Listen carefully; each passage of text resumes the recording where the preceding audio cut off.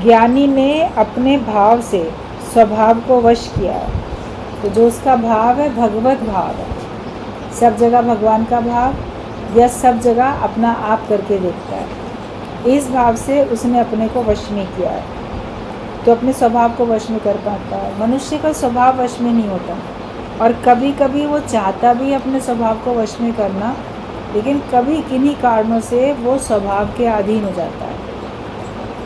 न चाहते हुए भी क्रोध करेगा, ना चाहते हुए भी इरिटेट हो जाएगा, ना चाहते हुए भी किसी न किसी विकार में गिरेगा, या कभी किसी का स्वभाव बन जाता है निंदा चुगली करने का, ना चाहते हुए भी कमी देखने का, या ईर्ष्या द्वेष करने का, कुछ कुछ स्वभाव बन जाते हैं। लेकिन किसी का स्वभाव बन जाता है कि प्रशंसा करने का, स्वभाव बन जाता है अच्छा देखने का, हर परिस्थिति में वो भला देखता है। तो अपने स्वभाव को भगवत भाव से वश में करना पड़ता है। सब जगह भगवान है या सब जगह वहाँ भी मैं ही हूँ, उस रूप में भी मैं ही बोल रहा हूँ। जब तक हम ये बात पक्की नहीं करेंगे, द्वैत हमारा जब तक समाप्त नहीं होगा, तब तक हमारा स्वभाव हमारे वश में नहीं होगा। और हर बात में भगवान के थैंकफुल रहो, हर बात में भगवान के शुक्राने मानते रहो, तो भी आप अपने स्वभाव को कंट्रोल कर सकते हो। जब हम शिकायत करते हैं या हमें किसी की कोई बात नापसंद आती है, तो हमारा स्वभाव अंदर का निकल आता है, जो चीज़ हमको पसंद नहीं आई। अभी कोई मान लो आपकी निंदा करने लगे, वो पसंद नहीं आ रहा, तो जो आपके अंदर का स्वभाव होगा डांटने डपटने का, क्रोध करने का, या दुखी हो जाने का, निराश हो जाने का, जो भी स्वभाव होगा वो फिर उस समय आ जाएगा, क्योंकि वो हमको बात सामने वाले की पसंद नहीं आई। तो जब हम हर बात को आसानी से स्वीकार करना सीख जाते हैं, तो भी हमारा स्वभाव हमारे वश में हो जाता है। और भगवत भाव रखने से तो होता ही है, अपना आप रखने से तो होता ही है। शुक्राना गाने से स्वभाव वश में हो जाता है। एक एग्ज़ाम्पल बड़ा अच्छा सा छोटा सा है कि एक आदमी था, उसने बड़ी मेहनत करके, बहुत साल उसने खूब मेहनत करके धन अपना जोड़ा, और उसने अपने रहने के लिए घर बनाया। जब उसने अपने रहने के लिए घर बनवाया, अच्छा सा घर बनवाया कि चलो अब अपने परिवार के साथ मैं जो हूँ इसमें आराम से रहूँगा। अभी तक तो किराए के ही मकान में इधर उधर रहते थे, लेकिन अब कम से कम हमारा अपना घर बन गया। और अपना घर बनाने के लिए उसको काफ़ी साल लग गए वो पैसा जोड़ने में, लेकिन फिर भी उसका बन के तैयार हो गया। जब वो घर बन के तैयार हुआ तो उसका गृह प्रवेश होना था। तो गृह प्रवेश के लिए उसने सबको इनवाइट किया, अपने सारे जानकारी के लोगों को, कि चलो गृह प्रवेश में सब आएंगे। लेकिन गृह प्रवेश से 2 दिन पहले ही, 1 दिन 2 दिन पहले ही अचानक से बहुत तूफ़ान आया और भूकंप आया। तो इतना भूकंप था, तूफ़ान था, तो उसमें उसका जो बनाया हुआ घर था, गृह प्रवेश भी नहीं हुआ था अभी, और वो घर गिर गया। अब जब घर गिर गया तूफ़ान के और इसके भूकंप के कारण से, तो सब लोग बड़े आए उसको अफसोस करने के लिए, अरे कितने साल तुमने मेहनत करके और कितना ये सब बनाया घर, लेकिन घर में जाने से पहले ही ये घर पूरा मटिया मेट ऐसे टूट गया। अब फिर दोबारा से कितना पैसा लगेगा, करना पड़ेगा, तो बड़ा नुकसान हो गया। लेकिन क्या देखा, जो भी लोग उसके मित्र संबंधी थे, जब आए उसको ऐसे तसल्ली देने, हमदर्दी जताने उसके पास, तो देखा कि वो तो बाज़ार से लड्डू का डब्बा लाया था, और जो भी आए थे उनको वो लड्डू बांट रहा था। खुश था, बोला नहीं नहीं बहुत अच्छी बात है, शुक्र है शुक्र है। बोले ये क्या, तुम्हारा इतना नुकसान हो गया और तुम लड्डू बांट रहे हो। तो उसने कहा कि अगर हम गृह प्रवेश हो गया होता, हम लोग सब उस घर में होते, और फिर अगर ये मकान ऐसे ढह जाता, तो हम लोग सब परिवार सहित दब के मर जाते, वो नुकसान ज़्यादा था। लेकिन शुक्र है ये गृह प्रवेश से पहले ही हो गया। अगर हमारे गृह प्रवेश के बाद में ऐसा तूफ़ान और भूकंप आता, तो हम तो अपने इसी घर में ही होते। तो भगवान ने बचा लिया। मकान गिरा तो गिरा, लेकिन कम से कम हम लोग तो बच गए। तो ये विचार रखने से, शुक्राने का विचार रखने से उसको कोई दुख नहीं हुआ, और वो सम अवस्था में रहा। तो जब हम सम अवस्था में रहते हैं शुक्राने के विचार रख के, तो हम दुखों से बच जाते हैं और शिकायत नहीं करते हैं। कहा जाता है करो ना शिकायत, ना करो तुम पुकार, सदा ही शुक्र कर शुक्र में गुजार। हमेशा शुक्राने में ही रहो, शिकवे शिकायत नहीं करो। जो है जैसा है उसमें हम भलाई ढूंढ निकालें, वरना उसमें हम कमी ढूंढ निकालते रहते हैं, कमी ढूंढते रहते हैं, तो भी हमारा वैसा कमी देखने का स्वभाव बनता जाता है। हमने अच्छाई देखने की अपनी आदत नहीं बनाई, आदत हमने बुरा देखने की बनाई है। तो उसको अब अच्छा करके देखो कि ठीक है, इसमें भी भलाई है, इसमें भलाई है। अपने स्वभाव को हमें बदलना तो पड़ेगा। ज्ञान का कोई ना कोई विचार देके हमें अपने स्वभाव को तो चेंज करना ही पड़ेगा।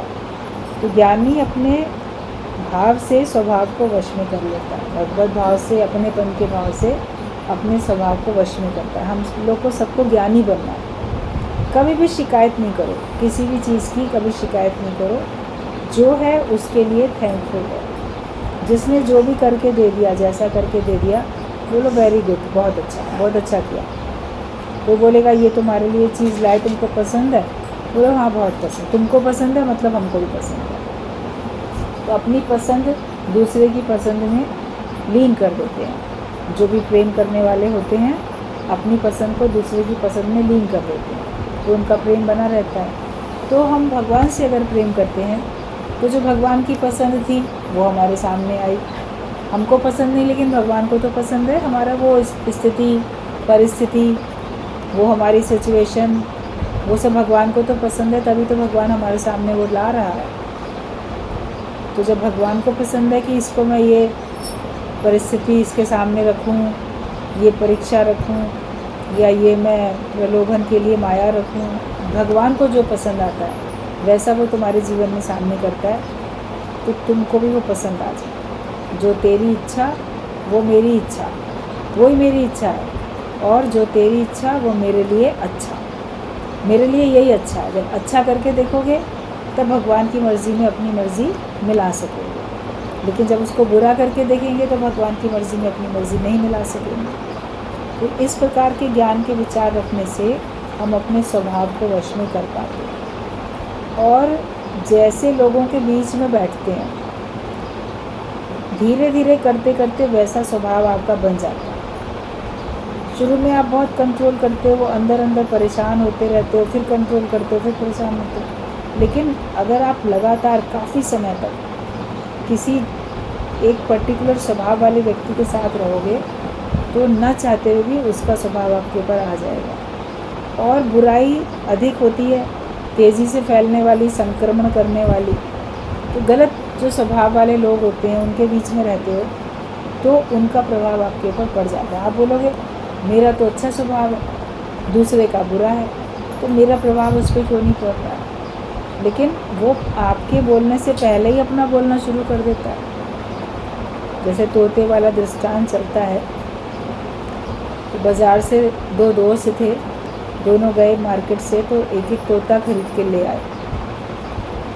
तोता बेचने वाले ने कहा ये ना बोलने वाला तोता है, बातें करता है, तुम्हारा मन बहलेगा। दोनों अलग अलग रहते थे, किराए का एक एक कमरा लेके, सारा दिन ऑफिस में होते थे। तो लगता था घर में जाएं तो कोई बोलने वाला तो हो, चलो तोता पाल लेते हैं। ऐसे मन हुआ तो ले आए। अब एक सवेरे उठा, जब शाम को लेके आया था तोता, पिंजरे में टांग दिया। तो जब वो एक दोस्त सवेरे उठा तो देखा तोता बड़े मधुर स्वर में बोल रहा है, उसको प्यार से जगा रहा है, उठो सुबह हो गई, राम राम, कुछ अच्छा अच्छा बोल रहा है तोता। तो उसका मन बड़ा खुश हुआ कि देखो नींद से उठा तो तोते ने इतनी अच्छी अच्छी बातें बोल के मुझे जगाया। ऑफिस गया वो बड़ा खुश। उसका दूसरा दोस्त था, वो भी ऑफिस में आया, दोनों एक ही ऑफिस में काम करते थे, मगर वो खुश नहीं था, उसका मन खिन्न था।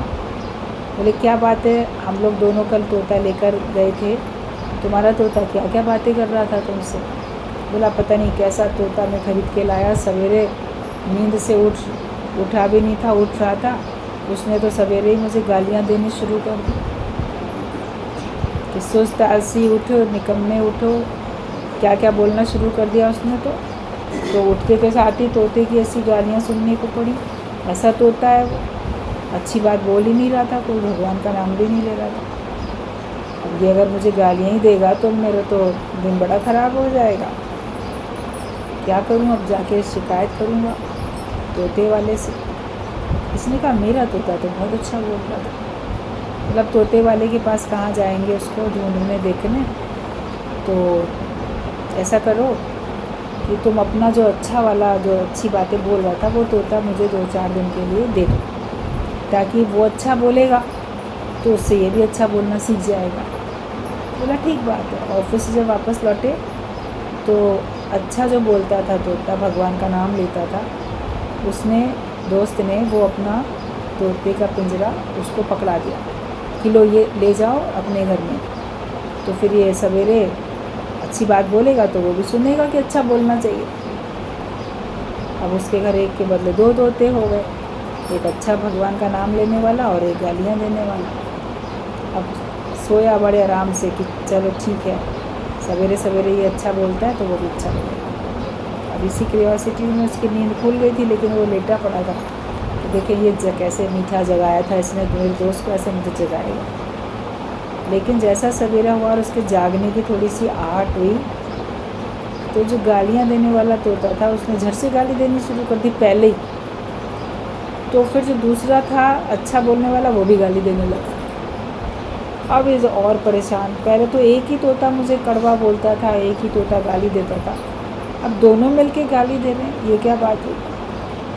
बहुत परेशान हुआ। ऑफिस में आके कहता ये तो और उल्टा हो गया, अच्छा तो बोला नहीं बल्कि वो भी गालियाँ दे रहा। मतलब क्यों, ऐसा क्यों हुआ। मतलब ऐसा इसलिए हुआ कि मैं देख रहा था कि जब तक अच्छा तोता राम राम बोले, मिठास से बोले, तब तक ख़राब बोलने वाले ने पहले ही बोलना शुरू कर दिया, अच्छे वाले को बोलने का मौका ही नहीं दिया और अपना कड़वा गाली वाला शब्द बोलना शुरू कर दिया।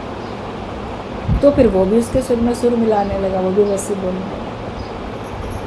तो सिद्धांत इसका ये है कि जो गलत काम करने वाले लोग होते हैं, गलत स्वभाव वाले लोग होते हैं, वो आपके संग, अगर आप अच्छे हो, आपके संग रहते भी हैं, तो वो आपको बोलने का मौका नहीं देते हैं। वो अपना ही गलत पहले बोलना शुरू कर देते हैं और अपनी बात को राइट सिद्ध करेंगे। माया वाले आपको, देखो, आपका सत्संग नहीं सुनेंगे, सत्संग की बात नहीं सुनेंगे, बल्कि अपना तर्क पहले देना शुरू कर देंगे। तो उस समय क्या होता है, जो सत्संग सुनने वाला होता है उसको चुप रहना पड़ जाता है कि कहीं किससे सुनाएं, क्या चखा जिसने वही जाने। जब ये सुनने को तैयार ही नहीं है और ये गलत ही अच्छी बातों को बोल रहा है और ये अपनी गलत बात को ही सही मान रहा है, तो अब मैं इसको क्या उपदेश दूँ, ये सोच के अच्छा ज्ञान देने वाले, अच्छा बोलने वाले, वो चुप हो जाते हैं। और चुप होने का नतीजा ये होता है कि उसकी गलत बातें उसके अंदर फीड तो होती रहती है ना, भरती तो रहती है वो बातें। फिर आगे चल के लगातार अगर ऐसे ही रहते हैं तो उनका भी स्वभाव वैसे ही बन जाता है। इसलिए as the company so the colour बोला गया, जैसी कंपनी होती है वैसा कलर चढ़ता है।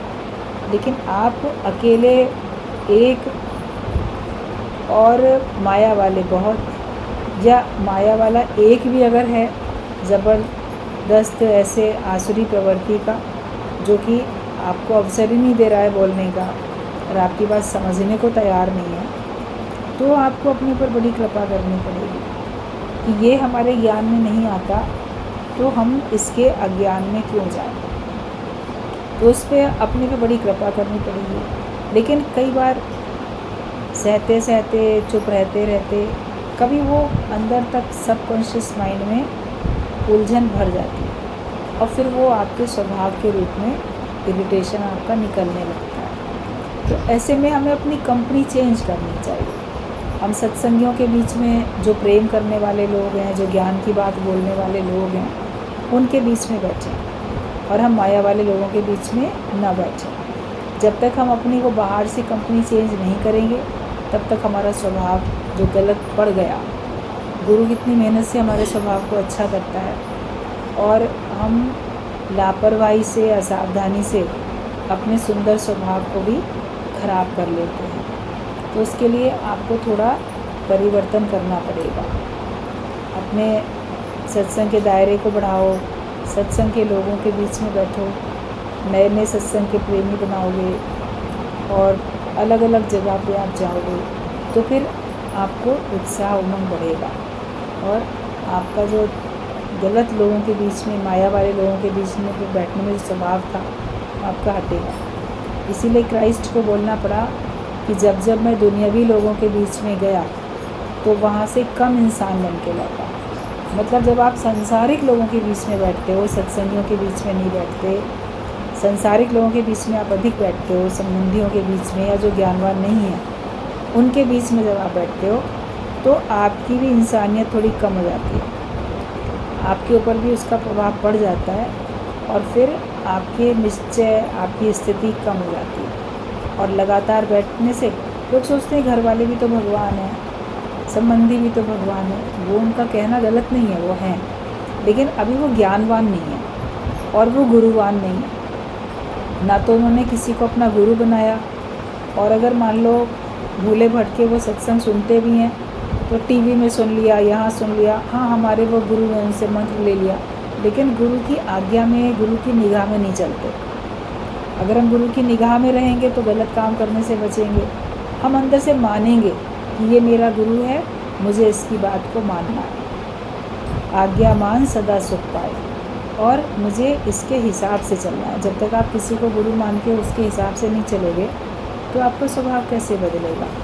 तो वो जो संसारिक लोग हैं या आपके संबंधी हैं, अगर वो ज्ञानवान नहीं है, गुरुवान नहीं है, ज्ञानवान नहीं है, तो उनका प्रभाव आपके ऊपर पड़ेगा। आप लगातार उनके बीच में, अब उनको छोड़ के कहीं जा भी नहीं सकते। जो घर में रहने वाले लोग हैं, आप उनको छोड़ के अलग दुनिया थोड़ी बना सकते हो। कोई अगर किसी गुरु के आश्रम में भी रहना शुरू कर देगा तो वो भी कोई आजीवन थोड़ी रहेगा, पलट के उसको अपने घर में आना है। लेकिन अगर उस वहाँ पर भी तो तरह तरह के स्वभाव वाले लोग मिलेंगे। गुरु के आश्रम में अलग अलग घरों से लोग आके रहते हैं, वहाँ उनके अपने अपने स्वभाव निकलते हैं, उनको अपने को कृपा करनी पड़ती है, उसमें भी आपको बल लगाना पड़ता है। तो बहुत समय तक नहीं बैठना चाहिए, थोड़े थोड़े समय के लिए हमको अलग हट जाना चाहिए। इसीलिए रामकृष्ण परमहंस ने एक बात बोली कि जो भी संसारिक लोग हैं, घर गृहस्थी वाले लोग हैं, उनको ज्ञान पूरी तरह से नहीं लग सकता।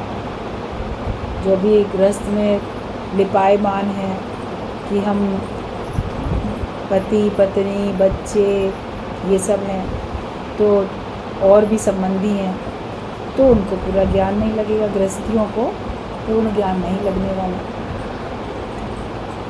इसीलिए ब्रह्मचारियों को जल्दी लगेगा ज्ञान। तो अब ब्रह्मचारी लोग तो बड़े कम ही होते हैं सत्संग में, तो ज़्यादातर तो मैरिड लोग ही होते हैं और घर गृहस्थ वाले लोग होते हैं। तो उन्होंने कहा जो गृहस्थी लोग थे, तो फिर हम लोग क्या करें, हम लोग तो पहले से ही घर गृहस्थ में थे, गुरु तो अब मिला है, तो हम लोग का कैसे उद्धार होगा, हम लोग कैसे पूर्ण होंगे। तो उन्होंने कहा कि अगर गृहस्थियों को सचमुच में ज्ञानवान बनना है तो उनको कम से कम 1 साल में 1 महीने के लिए लगातार अपने गुरु के पास जाके रहना चाहिए। क्योंकि आप 24 घंटे तो अपने घर में रहते हो, परिवार वालों के बीच में रहते हो, तो कम से कम साल में 1 महीने के लिए लगातार घर छोड़ के चले जाएं और गुरु के पास जाके रहें। जहाँ भी गुरु रहता है, जिस आश्रम में है, जिस घर में है, जहाँ भी रहता है वहाँ रहें। तो उसकी निगाह में अगर हम रहेंगे तो फिर हम अपने मन की चेकिंग भी कर पाएंगे, मन को मोड़ने की कला भी सीखेंगे और हम पूर्णता को प्राप्त भी होंगे।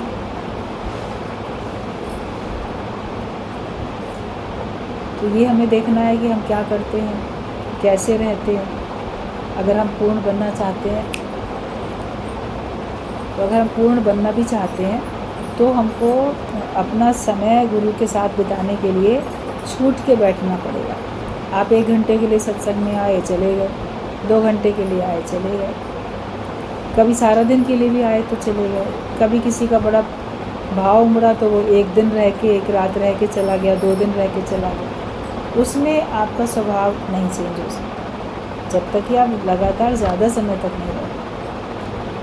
2-3 दिन के लिए अपने को फ्री कर लेना फिर भी आसान है, लेकिन 1 महीने के लिए लगातार उसमें आपके अंदर की बहुत सारी अज्ञानता की बातें, स्वभाव उभर के आती हैं और फिर उस पे गुरु निगाह रखता है, आपको युक्ति भी देता है, तो वो फिर हम उससे सुधरते हैं। बैठो गुरु के साथ, रहो गुरु के साथ, तो ये सोच के बैठो कि मैं अपना सुधार करने के लिए बैठा हूँ और जहाँ गुरु मुझे गलत ठहरा रहा है मुझे भी वो गलत लगे, वरना अपनी सफाई तो पहले ही देना शुरू कर देते हैं। नहीं ये बात नहीं है, ये ऐसे है, ये वैसे है। इंसान को अपनी सफाई देने की कितनी आदत होती है, लेकिन ये नहीं सोचता कि हाँ ठीक है, शायद मेरे को अभी चेंज करना है, मुझे नहीं पता चलता लेकिन मेरा स्वभाव भी ऐसा है। अपने को राइट सिद्ध करने का तो स्वभाव अज्ञान में सबको होता है। तो अगर हम अपने स्वभाव को वश में करना चाहते हैं तो फिर हमको गुरु का संग भी करना पड़ेगा और लगातार करना पड़ेगा। उसमें जो कुछ हमको बताया जाए उसे सीखना पड़ेगा। आपके बाहर की भीतर की माया भी तभी कटेगी और तभी आप पूर्णता को प्राप्त भी हो पाएंगे, वरना सुख सुविधाओं तक का ज्ञान रह जाता है और या सिर्फ इसी जन्म तक का ज्ञान रह जाता है कि हम केवल सुख से जीना सीख जाते हैं। ज्ञान में आने के बाद और माया के सुख लेना सीख जाते हैं और सुख से रहना सीख जाते हैं, लेकिन सुख से उपराम होना नहीं सीखते। दुखों से उपराम होना तो सीख गए, लेकिन सुख से उपराम होना नहीं सीख पाते। दुख सुख द्वंद्वी जोड़े हैं, दोनों से तो ऊंची स्थिति मुझे बनानी है। ज्ञान से दुख बड़ी जल्दी दूर हो गए, अपना निश्चय किया आत्मा का, या आपने अमानत है समझ लिया, ऐसा भी होता है समझ लिया। बहुत सारे पॉइंट्स ऐसे हैं जिनको आप अपनी लाइफ में उतारते हो तो आप दुखी होने से बच जाते हो। भगवान का हुक्म है, ऐसा है वैसा, जो भी आप समझते हो तो बच जाते हो, लेकिन सुख में अटक जाते हो। तो दुख से सुख से दोनों से हमको ऊंचा उठना है, तो हमें शुक्राने में भी रहना है, भगवान की मर्ज़ी में राज़ी भी रहना है और गुरु का संग भी करना है। जिन संबंधियों के बीच में हम बैठते हैं उनसे थोड़ा सा हमको हट के भी बैठना है। आपके दुनिया में ना रहने पर वो कैसे रहेंगे? वो जीते जी देख लो कि तुम्हारे जब तुम नहीं रहोगे तो उनका कैसे गुजारा होगा। तो वो जीते जी आप देखो, तभी भजन आता है, मैं जीते जी जब से मर गयो रे, आनंद भयो रामा आनंद भयो। तो आनंद तो तभी आएगा ना जब जीते जी जब से मरोगे। मरना चाहते हैं, आधार लेके भी बैठे हैं और आधार देकर भी बैठे हैं, दोनों प्रकार से होता है। आधार का लेन देन होता है। तो हमें निराधार होकर बैठने के लिए ज्ञान की आवश्यकता है और ज्ञान सच्चे गुरु से मिलता है, मतलब कि गुरु की आवश्यकता है। सत्संग में श्रद्धा भाव सब रखो तो फिर आप अपने स्वभाव को वश में कर सकते हो। तो ये हमको देखना चाहिए कि मेरा स्वभाव मेरे वश में हुआ कि नहीं। तो ज्ञानी ने तो अपने भाव से स्वभाव को वश में किया है। अद्वैत माना वन विदाउट सेकंड, जिसमें दूसरा है ही नहीं। अभी तो एक है तो एक के साथ दो भी हैं, दो के साथ तीन भी हैं, चार भी हैं, सब हैं, लेकिन एक मतलब है ही एक, दूसरा है ही नहीं, दूसरा बना ही नहीं है। तो अद्वैत वो होता है कि जिसमें वन है विदाउट सेकंड, उसमें सेकंड नाम की चीज़ ही नहीं है, फर्स्ट ही है, बस वन ही है केवल। गुरु बोलता है सबके अंदर मैं बैठा हूँ। सबके साथ एक जैसा प्यार नहीं होगा तब तक शांति नहीं मिलेगी। गुरु हमको यही समझाते हैं कि अगर तुम्हारा गुरु से प्रेम है तो तुम सबसे प्रेम कर सकोगे। नहीं कर पाते हो सबसे प्रेम, तो गुरु सिखाता है कि सब में तो मैं हूँ। जैसा तुम मेरे को प्रेम करते हो, जैसा मेरा मान सम्मान करते हो, ऐसा हर एक को प्रेम कर सको, हर एक का मान सम्मान कर सको, क्योंकि सब में हम भगवान को देख सकें।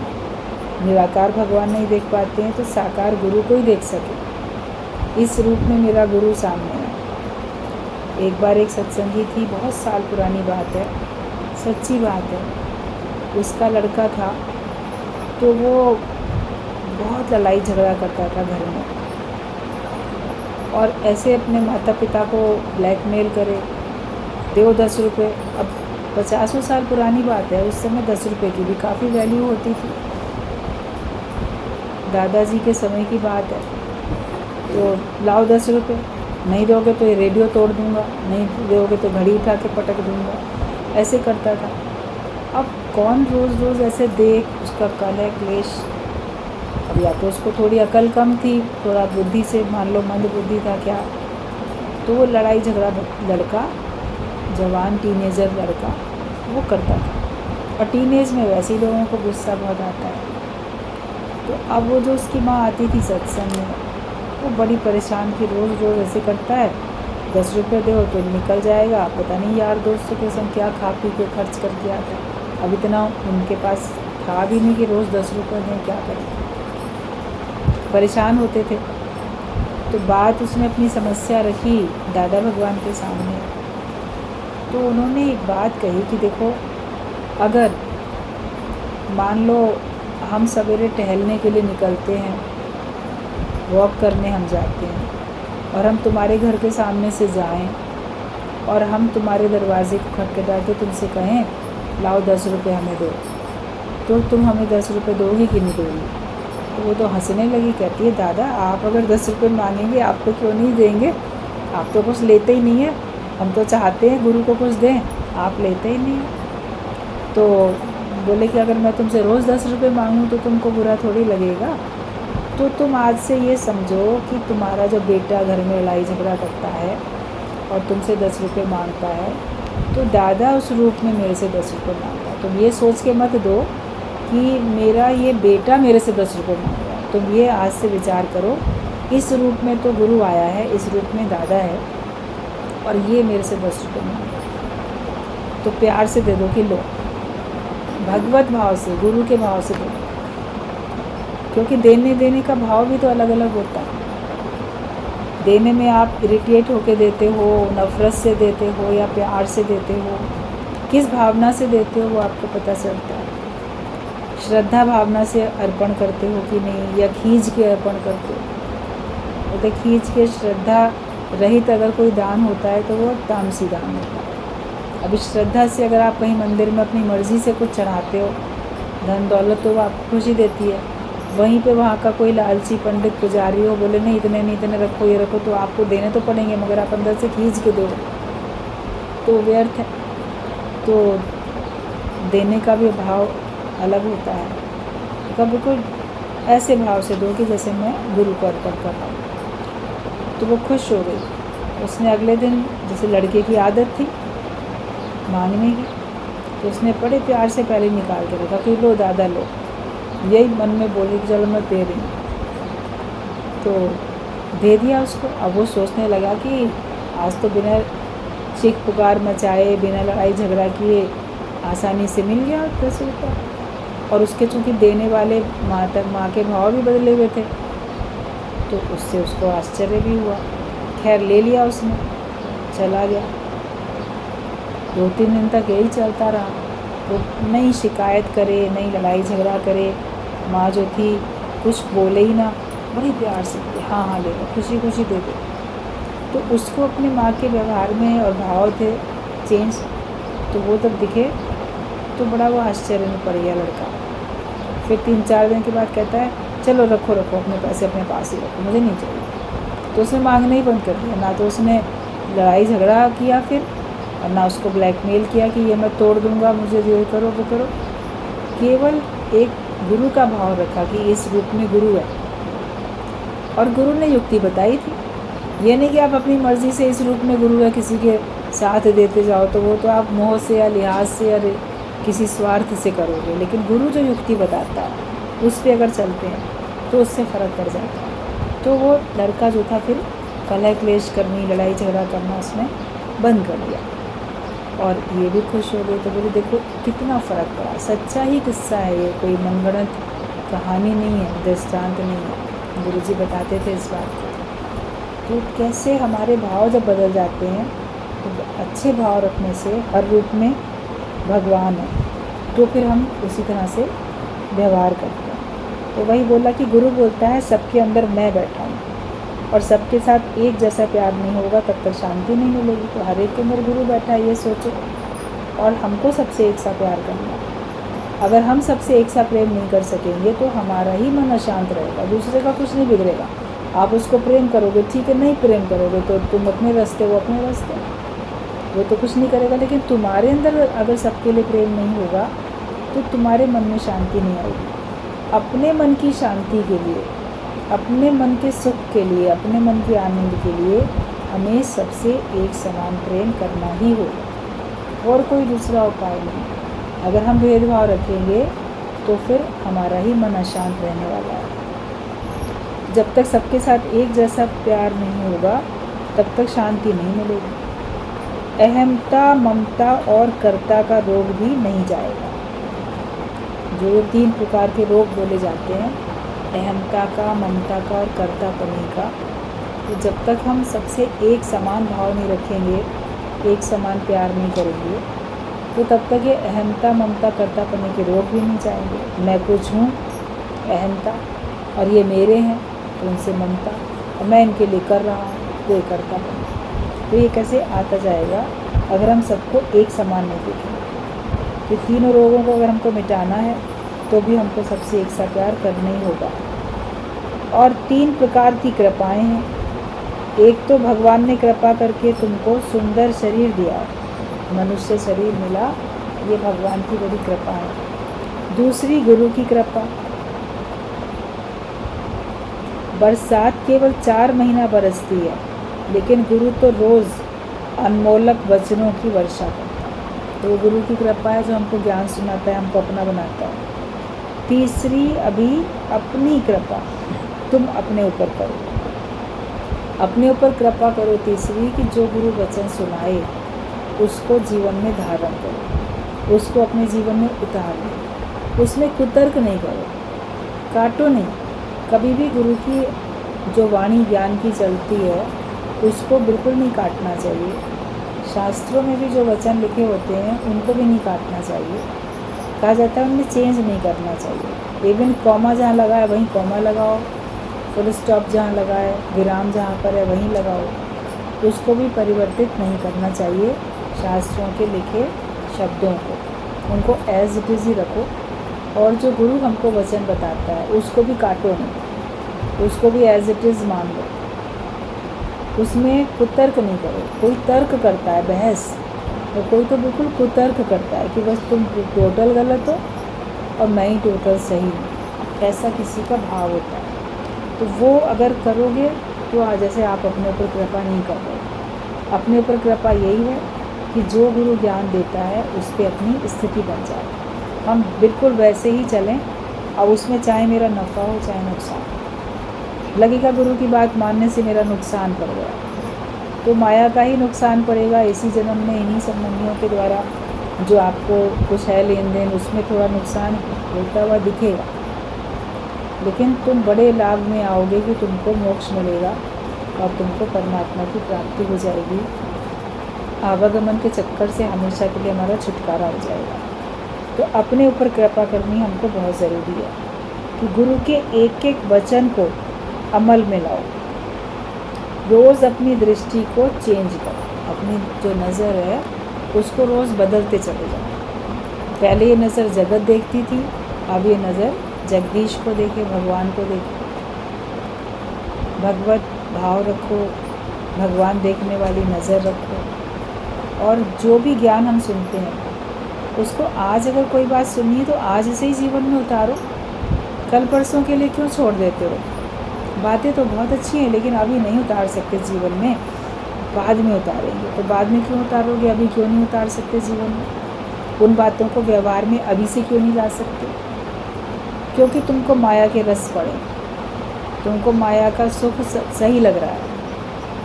माया तुमको गटर नहीं लगती, माया में तुमको गिरावट नहीं लगती, लेकिन वो तुमको सही लग रहा है और उन सुखों के तुम आदती हो गए हो, उन सुखों को तुम छोड़ना नहीं चाहते, इसीलिए ज्ञान को अभी अब नहीं अपनाते। सोचते हो अभी तो दुनिया की मौज मस्ती थोड़ी और ले लें, बाद में हम वैराग्य धारण करेंगे, बाद में हम ज्ञान पक्का करेंगे।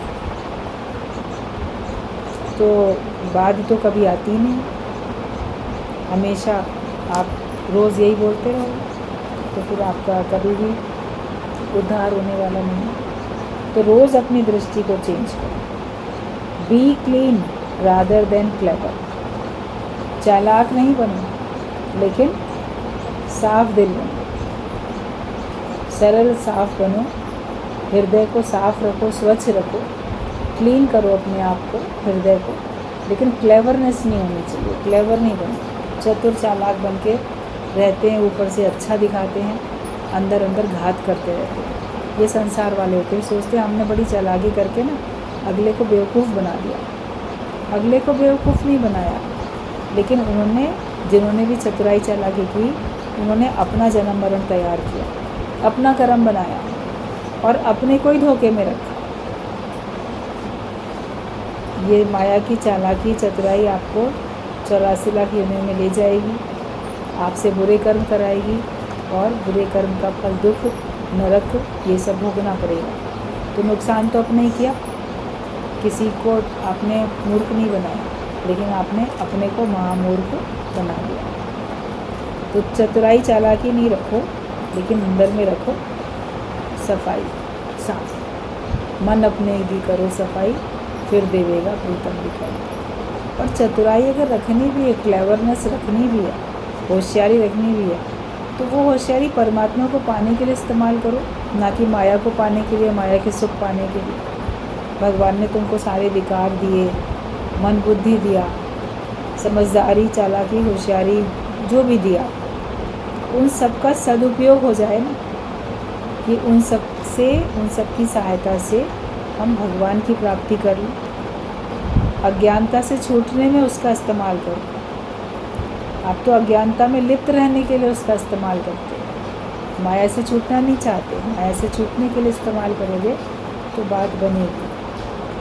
तो अपने आप को B clean rather than clever, चतुर चालाक नहीं बनो, बल्कि साफ दिल बनो, साफ बनो। दूसरा देखने से संकल्प विकल्प चलेगा। जब आप दूसरा देखते रहोगे तो आपका संकल्प विकल्प आपके बहुत चलते रहेंगे। दादा भगवान बोलते हैं, क्रोधी कभी नरक में नहीं जाएगा, क्योंकि क्रोधी बैठा ही नरक में है।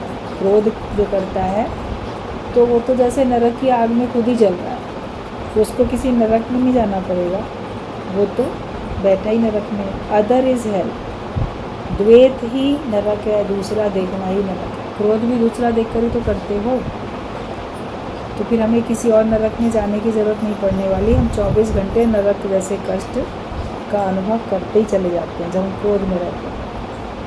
अद्वैत भाव से दूजा भाव खत्म हो जाएगा। जो दूसरा देखना है, द्वैत है, वो अद्वैत भाव से जाएगा कि सब जगह मैं हूँ, या सब जगह गुरु है, या सब जगह भगवान निराकार है। ज्ञान मीन्स बलिदान, अपने को गंवाना पड़ेगा। शब्द मरे ताप फल पावे, मैना का कसम रोज़ पक्का करो, रोज़ अपने को गंवाओ।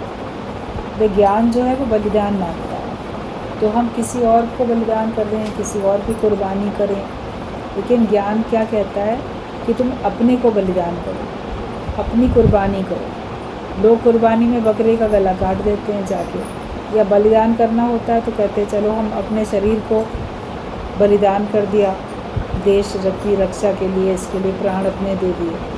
लेकिन बलिदान अपने का, अपने मैं पने का, होने पने का बलिदान करना। शरीर के मरने से बलिदान थोड़ी होगा, लेकिन ज्ञान के रास्ते पे जो बलिदान होगा वो आपके मैं को मिटाने से। देह तो आपकी रहेगी, इसी देह से तो फिर अच्छा कार्य करोगे, इसी देह से तो निष्काम कार्य करोगे, इसी देह से तो भक्ति होगी, इसी देह की सहायता से आप मुक्ति प्राप्त करोगे। तो देह को नष्ट थोड़ी करना है कि मैंने बलिदान कर दिया अपने आप को, गर्दन काट के चढ़ा दी भगवान तेरे आगे, रावण की तरीके से गर्दन काट दी। कई लोग को हमने देखा इतनी अज्ञानता होती है, कहीं जाएंगे देवी के मंदिर में, वहाँ जाके अपनी जीभ काट के चढ़ा आते हैं। क्यों चढ़ा दी जीभ? ये बहुत गलत बोलती है, अब कुछ बोले ही ना, तो तुम्हारा मन तो बोलता ही रहेगा, जीभ नहीं बोलेगी तो तुम गूंगे बन गए। वो कौन सी बड़ी बात है जीभ काट के रखी? तो अभी तो इस सब बातों के लिए बड़ी सख्ती होती है, मना होती है। कोई अगर ऐसे कहीं मंदिर में या कहीं करने चलता है तो तुरंत सब उसको रोक लेते हैं, क्योंकि सही नहीं है। पहले लोग ऐसे बहुत फालतू के काम बहुत करते थे, तो ये सब बलिदान नहीं होता है। बलिदान मतलब कि अपने को गंवाना, मैं हूँ ही नहीं, मेरी जगह है ही भगवान, लेकिन मैं नहीं, तो अपने को गंवाना पड़ता है। और गुरु के शब्द पे अपने को मिटा दोगे, मर जाओगे उनके शब्द। जो उसने कहा उसको मान लो। मानने में हमारा मन अड़ी आता है, मन अड़ी लगा देता है कि नहीं माननी है ये बात। तो तुम मुर्दा हो जाओगे तो फिर मानोगे ही ना।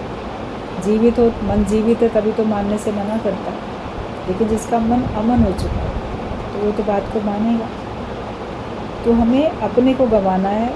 शब्द मरे ता फल पावे, जो गुरु के शब्द पे मर मिटता है वो ये फल अच्छा मुक्ति का फल पाता है।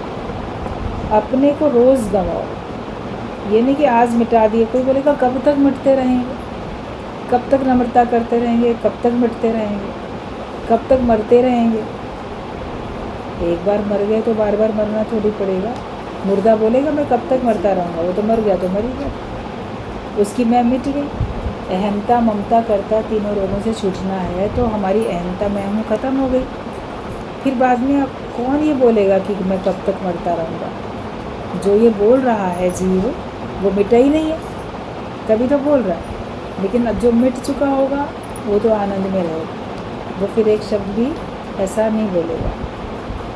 तो हमको मैं ना का कसम रोज़ पक्का करना कि मैं हूँ ही नहीं, मैं हूँ ही नहीं। जो हमारा मन बार बार कहता है ना मैं हूँ, मुझे कहा, मुझे लगा या मुझे चाहिए, मतलब मैं हूँ ही नहीं, है ही भगवान।